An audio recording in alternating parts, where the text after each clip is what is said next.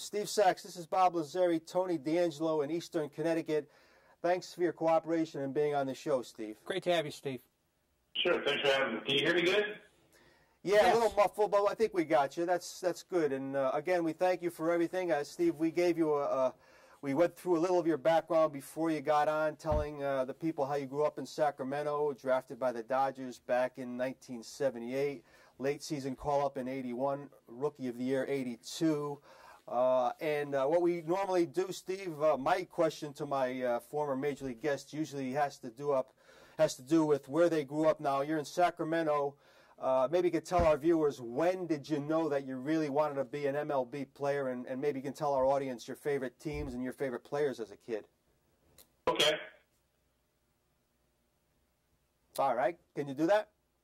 Oh, sure. Sorry about that. Oh, there you go. Yeah, well, this is better. Growing up here in Northern California, I was a big Giants fan, so, you know, I hated the Dodgers. That was the last team I ever wanted to play for. Oh, wow. As a matter of fact, I told my dad when I was watching the Game of the Week with him, probably in about 1968, I said I wouldn't play for the Dodgers for $1 million if they even ever drafted me. And then 10 years later, when they drafted me, it took $985,000 less for me to sign with the LA Dodgers. So but I quickly grew to really like the organization a lot. It's where I kind of grew up in the organization since I was 18, and you know, spent a little bit over 3 years in the minors before I got called up in August of '81. So it was a pretty fast ascension to the big leagues, and thankfully I never went back. And favorite players, Steve, when you grew up? Yeah, I like that era of Willie Mays and McCovey and Chris Spire and all those guys, the Giants then, and Tito Fuentes. Those are my favorite players growing up. Wow. And I despise guys like Steve Garvey and Davey Lopes and Bill Russell, and then I got to play with them. You got to play with them, yeah. But I used to follow those Giant teams closely myself. My father was a big Juan Marichal fan, and he introduced me to the Giants in the 60s, 70s, Steve. And you're right, Ron Bryant and Alan Gallagher and Randy Moffett. You remember all those guys well. Oh, yeah. Yep, I sure do. And Dick Dietz, the catcher, and Ken Henderson, and all those guys. Oh, boy, we can go on. And, oh, wow. Mm-hmm. Okay. But here you are. You're a late season call-up in 81. That's the abbreviated season, Tony, if you remember. You end up playing in the World Series at the age of 21. That's some introduction to the big league, Steve.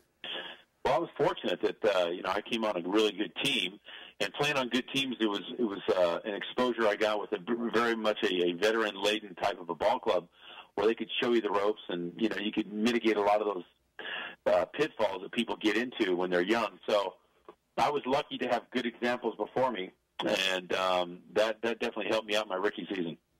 And his first full season, that 82 that we had mentioned, right. Tony, Steve was named Rookie of the Year, 180 hits. He stole 49 bases, made the All-Star team. It must have been some honor, Steve, to win the Rookie of the Year award because I looked at the guys that you finished ahead of, and they were Johnny Ray, Willie McGee, and Chili Davis, all who went on to really good careers. That must have been one of your finest honors, I would think. It was, and you could throw Ryan Sandberg in there too. Wow. He was in that class. So there was a lot of good players that year, guys that went on to have, you know, some Hall of Fame careers. And but I was prepared for it because I went to the Venezuelan Winter League in Caracas, and so I got a lot of experience down there. Chili Davis was down there. I got to see a lot of Major League style pitching right before I came up, which was considered my first full year in 1982. So I got a lot of good experience kind of quickly right before my season started in 82, which was my rookie year. Again, we're talking with former Major League All-Star Steve Sachs on the phone with us. And as we talk to Steve, you will see a collage of Steve's pictures on the screen. We have some of his old baseball cards, some current photos, and the guys will show that every now and then. Tony, question for Steve. And Steve, good evening. It's just such an honor to have you. You know, and where Bob's opening question always is, who did you like in terms of being a young boy, you know, growing up watching baseball? My opening question is, what was it like for you, you know, going wherever you joined the Dodgers in 1981 and seeing this veteran club, and actually particularly what your experiences were like, you know, at that moment, and maybe meeting Tom Lasorda? Well, Tommy has always been somebody I've been very fond of. He's a kind of guy that took me under his wing. You know, he was a great guy to play for. He took the pressure off. And people that don't know Tommy Lasorda, they don't like him because they think that, you know, they love to hate him pretty much, you know, and if you have that within you, that means that you must really respect the person, or you fear that they're going to hurt your team. Mm-hmm. So it's like nobody boos a nobody, you know. So Tommy was the kind of guy that was just a great manager, and he was a guy that could really galvanize a ball club. He could take people from all different walks of life, and he spoke Spanish, so he could communicate with all the Latin players, and you know, treated everybody with respect. And he was just he was one of those throwback managers that really felt his team was his family. And, Steve, we go back to '83. Again, you make the All-Star team, but you had a little trouble, and it's a well-known fact out there that you started a little trouble with your throwing at the time. And I know you use that as a motivational tool now, and it makes you all the more strong-minded in the minds of many, Tony. I mean, looking back, right. Steve, I think you made 30 errors that year, and then later in your career, you actually go to the American League, lead the league in fielding percentage and double plays. It's really an amazing turnaround, and it's a great motivational thing. But looking back, Steve, how do you think you finally were able to overcome that? Was it all mental? Was there any physical aspect to it at all? No, there was no physicality at all. It was all about just gaining my confidence back. That's all it was. And I talk a lot about that in my book. My book is called Shift, Change Your Mindset and You Change Your World, which is endorsed by Donald Trump. And in my book, I talk a lot about how I overcame that demon and how it changed my life. And I use this as a tool at times when I'm doing a presentation for a company as well. So little did I know that this horrible nightmare that I was going through was going to be my livelihood later on. Isn't it something? And it is very inspirational. And again, Steve, that was back in '83, and by the end of the decade, Tony was back to being one of the best fielders in the game. And again, we had mentioned that '81 team, Tony, they won the World Series, the abbreviated season. Yes. The Dodgers won it again in 1988. Steve hit 300 in that World Series. They beat Oakland 4-1. Steve, compare those two championship teams. Was it a totally different feeling from '81, or was it the same kind of joy experienced under a guy like Lasorda? Well, it was. You know, the essence of winning a World Series, I don't think that ever changed. I think that's one common ground that you can find in all the years that passed and all the years that there are going to come later on. If you see a celebration in the locker room, they look exactly the same. Yeah. From clips I've seen in the 30s and 40s to what I see right now, from what I experienced in the 80s. All the celebrations are the same, so I got to think that the essence of winning the World Series has got to be pretty much transcending any era that you're going to think about. Now, as far as when the '81 and '88 World Series, if you had to compare them, the '88 was probably one for me that meant more, because in '88 I came up about 3/4 of the season gone, and I was just kind of a guy that was filling in. Mm-hmm. But in '88, this was a team that was picked 4th in our division by the pundits. It was a team that was pretty much put together by patchwork, with the addition of Kirk Gibson, late year trade with the John Tudor that sent Pedro Guerrero over to St. Louis. Right. And so we were a team that had guys like Tim Leary that won 17 games that year, who was down in Mexico in the winter before, perfecting that forkball. So this was a team that was put together with patchwork, and yet we went on to become, you know, an unbelievable story. Bob Costas even said in the World Series, how could this team be on the field with the Oakland A's? I mean, this is probably the worst-looking World Series team. I mean, we had Mickey Hatcher hitting third. You know, I mean, it was just we had lost 10 of 11 games to the Mets during the season. One game was washed out. And then in the playoffs, we beat the Mets in 7 games. And after that, I really felt we could handle the A's, because the Mets were just an explosive team. You know, they won the '86 World Series, and then to play them and beat them in '88 after losing 10 of 11 games during the regular season was quite a feat. That was probably more of a feat than beating the A's in the World Series. And they beat the A's, Tony, 4-1. It was a great series. Heroics of Oral Hershiser, etc. I should tell our viewers Again, Steve was a 5-time All-Star, Tony, 276 lifetime and 7 postseason series, and many other awards. Back in '81, it was remember Bert Hooton, Steve Howe, that crew that did up the job. But again, we're on the phone with Steve Sachs. Again, we'll show pictures of him as we continue to speak. Tony, question? And Steve, I mean, as far as I may know, you're one of the few people that is a all-star player with both the Dodgers and the Yankees, and you've experienced here kind of two maybe similar, somewhat different baseball cultures. And what was it like to go to the Yankees after being in L.A.? Was that similar, different, kind of a shock, a shift? You tell us. I really believe that baseball is baseball. All the dimensions are the same, especially for a person like me that, was more of a contact hitter and not a guy that really had to, had to go back and check out all the pitchers. A guy with a bigger swing and a big home run hitter type, I think they're going to have more of a time that they're going to need to change over. But for a guy that has a shorter swing that just made contact, I don't think the transition is drastic. And so for me, when I went to the Yankees, it was pretty much of a seamless transition because we had a lot of great players on our team. We had Ricky Henderson and Don Mattingly and Jack Clark, and heck, they didn't give a darn about me. I just could go over there and do my job, and nobody knew I was there. And it was great because I just got to fit in, and I found it a lot less pressure playing in New York as compared to playing in Los Angeles. Yeah, it sure seemed like Steve Sachs was the ideal player, Tony, to make a transition. You're going to a spacious ballpark. He hit 315 his first year in New York, and that's the 171 singles. Steve, I still think that's a Yankee record. That's an amazing. It's an amazing record. It's a good hit total for anybody during a year, but that was 171 singles in 1 year. Now here you play 3 years. Now we're talking the old Yankee Stadium. Steve, Tony, and I have been at the new one. It's not a stadium; it's a shrine. But you played at the old Yankee Stadium. Was there a special feeling whenever you walked out and looked at those monuments and everything? Yeah, and to know that Babe Ruth stood at that same place, Ty Cobb stood at that same place. Pretty amazing to know that all these great players had played there. And I love playing in Yankee Stadium. It was one of my favorite places to ever play.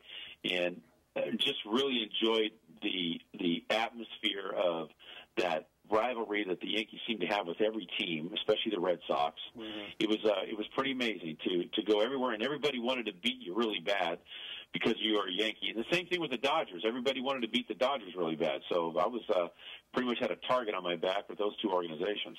And it's a lot different now, Steve. We get off the train platform and we have to walk past where the old place was, which is called Heritage Field now. But you get a very, very eerie type, strange feeling. We saw a young kid pitching to his father on kind of a dusty old diamond that day on our way up to this brand new $1 billion. It's just a very strange feeling, but we've talked to different people that have been on the show, but it's something. Again, we're on the phone. Well, I think that should be hallowed ground. I cannot understand for the life of me how you could tear down a monument like Yankee Stadium. I mean, it's one of the greatest traditions in this country, and to take that thing down is just a travesty. I mean, no matter what it costs, leave it there and do tours through there or whatever, but you don't take down a part of America. I mean, that's the house that Ruth built. It's a travesty they took it down. That's exactly what Tony said. By Steve Sachs. Thank you, sir. Tony said the same thing when we walked by. The place is not there anymore. It's a very strange thing. We've been there a few times since they tore it down, and it gets tough to stomach. Tony, question. And, Steve, it's interesting to me that you played baseball with a lot of future managers. There was Ozzie Guillen, Robin Ventura, Mike Scotia.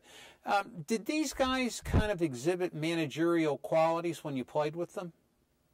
Yeah, I think they did. Maybe not Ozzie. But you got guys like... like Don Mattingly and Sosha, and I mean those guys, for sure. Robin, they're very astute, people of the game, and they understand the game very well. And but Ozzie has done some good things when he's managed too. So I mean, you really can't tell who's going to be a good manager. I mean, Mike Scioscia is kind of a quiet guy. You wouldn't necessarily think that, Mike would be the kind of guy that would go out there, because when you have an example like Tommy Lasorda, I mean, this guy never stops, But it takes all different kinds, and it just matters in how you communicate with your team. It's like when I'm doing a speech. I've seen a lot of great speakers in the time that I've been a motivational speaker. And the good thing about it is when you watch somebody with a lot of talent, the talent really is the connection they make with the audience. Not necessarily that they're a great linguist or they're even that smart. It's how do they make that connection with the audience? And I think that's pretty much the same with a manager. I thought it was interesting, Tony, that Steve ended with Oakland in '94. And his first manager was Lasorda, and his last manager, La Russa. Right. Seemed like the total end of the spectrum, Steve. One guy, a very, very vocal, boisterous, we should say, popular, and La Russa more of the cerebral type guys. Both of them obviously knew baseball, but they definitely seemed like different personalities to me. Yeah, and whatever your style is what it is, and I felt that Tony La Russa, the means to get to the end were different, but the results were the same with both of these two managers. And spent quite a bit of time with both of them. Spent some time with Tony even when I wasn't on the team. I'd see him at different functions and whatnot. And both different styles, but getting to the end, getting to the means was different, but getting to the end, the results always the same. They got the most out of the players, and the players respected them, and they liked and wanted to play hard for that particular manager. That was the whole goal, and that's what they attained. Again, we have a few minutes left with former Major Leaguer Steve Sax. It's been enjoyable. Tony, a question? And, Steve, I wouldn't want to leave this interview without talking about your transition out of baseball into the things which you did do. I mean, I think you're a rarity in the fact that you spent some time in politics, you spent some time in the investment industry, and now speaking. And was this a difficult thing for you? And how did you settle on speaking after your other experiences? Well, I've always been in some sort of another in communications. When I retired, I actually was broadcasting with Fox for 3 years on the National Broadcasting Network.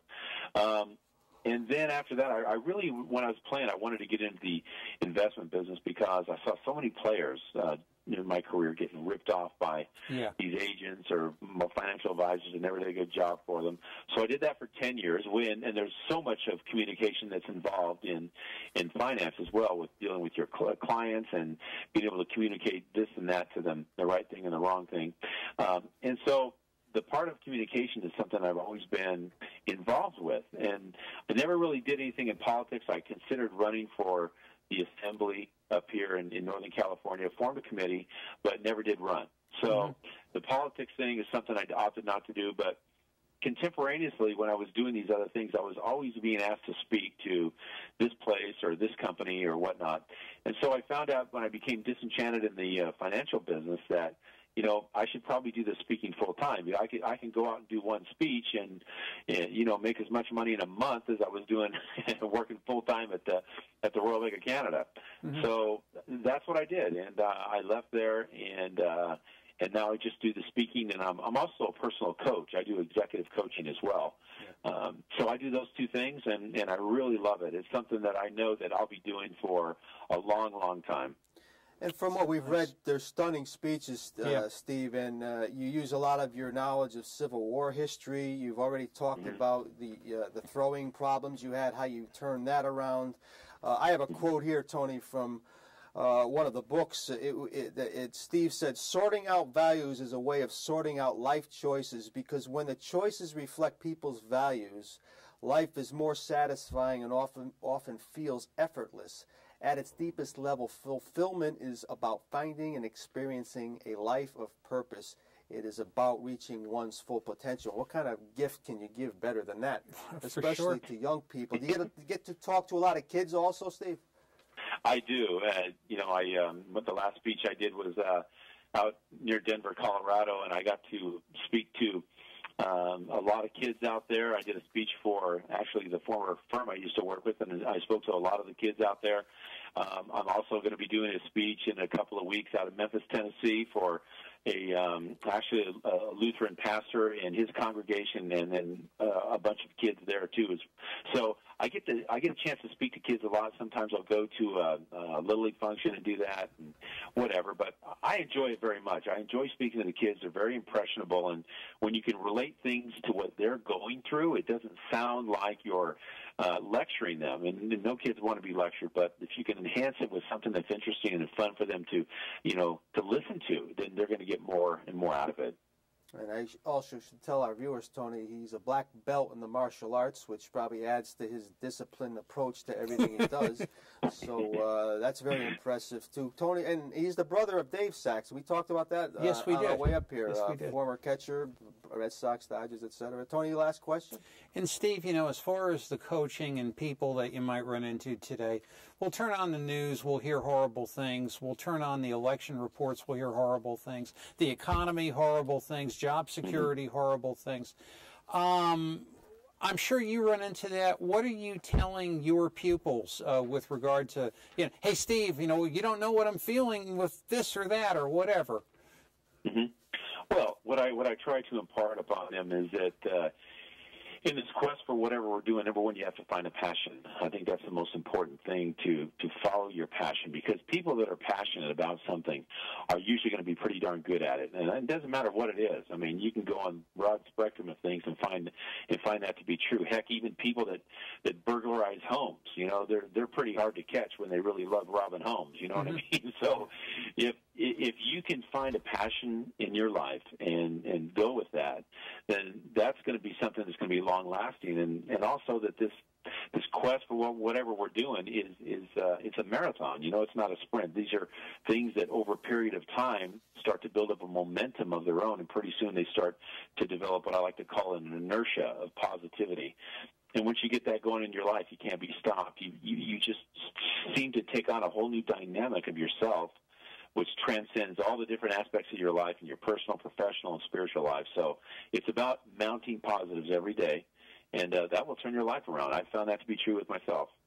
And again, we've been talking to Steve Sachs. Advice. Tony played close to 1,800 Major League games, almost 2,000 hits, 281 lifetime hitter, many, many other awards, and what he continues to do today is just as impressive as what he did on the field back in the day. Steve, it's been a pleasure. We're going to let you go. We're going to actually talk after we let you go about the '83 Dodgers, a team that you were on. That's our featured team of the week. But I want to thank you personally for showing interest in the show. And I do too, Steve. And being so cooperative in the booking process. And maybe we could talk again down the road. And how can people check out your stuff if they have to online? Yeah, or invite you. If anybody wants to check out what I do in personal, as far as the personal coaching or speaking for any companies, they can just go right to my website at SteveSachsSpeaks.com. So SteveSachsSpeaks.com. They can get all their info there. It's been a true honor, Steve. Keep in touch, and thank you again for your efforts tonight. Yes. Good night, Steve. Thank you, gentlemen. Bye-bye. Thanks a lot. Thank you, sir.